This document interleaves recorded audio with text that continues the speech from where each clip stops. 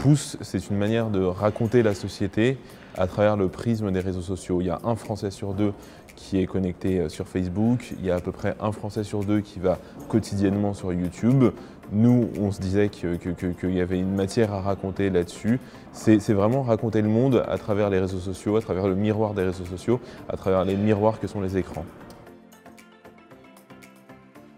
Pour la première de Pouce, le 6 janvier, on va avoir 2 plateaux. Le premier plateau, c'est une partie débat. Ça va être un débat autour de la signification du like. On a voulu, pour la première de Pouce, se questionner sur ce geste-là, le pouce. Quelle est la signification du like?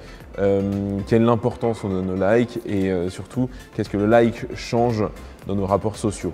Et ensuite, on a une seconde partie avec un invité. Notre invité, c'est Florian R. Florian R, c'est un YouTuber qui fait le tour des restaurants de France. Et moi, ce qui me frappe et ce qui me fascine avec ce YouTuber, c'est qu'à travers la bouffe, à travers le produit, eh bien, il raconte la France.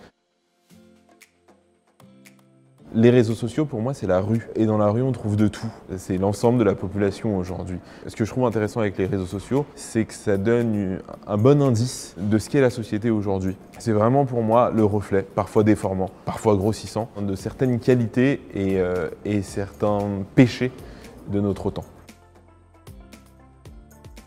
2018, c'est le retour de la bienveillance et 2018 faisait suite à une année très compliquée sur les réseaux sociaux, 2017, où on a eu une affirmation de tout un tas d'identités. On a eu le grand mouvement MeToo, le grand mouvement #balance ton porc, où il y a eu tout un tas d'affrontements sur les réseaux sociaux.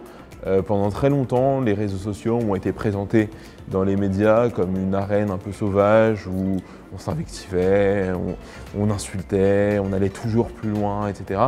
Et je trouve que ce qui a été vraiment positif en 2018 et assez bénéfique, c'est qu'on voit de plus en plus de gestes de soutien, d'écoute, d'amitié. On revient peut-être à l'essence même des réseaux sociaux, à savoir un espace d'échange apaisé. On pouvait discuter des grandes thématiques de notre temps. Tous les métiers ont évolué avec l'arrivée des réseaux sociaux. Moi, la dernière fois, mon médecin m'a demandé de lui laisser un avis. Il y a 10 ans, on n'aurait jamais pensé qu'un médecin ait ce réflexe-là. Donc, bien évidemment que les journalistes sont dû s'adapter parce que c'est très important pour les journalistes d'être très attentifs à ce qui se fait sur les réseaux sociaux. C'est une bonne manière de prendre le pouls de la société. Et ça, c'est essentiel pour un journaliste. Mais aussi dans le rendu même du travail, c'est un moyen de le valoriser. Le kiosque d'aujourd'hui, là où apparaissent les couvertures des magazines et on a envie de lire un article ou pas, c'est Facebook.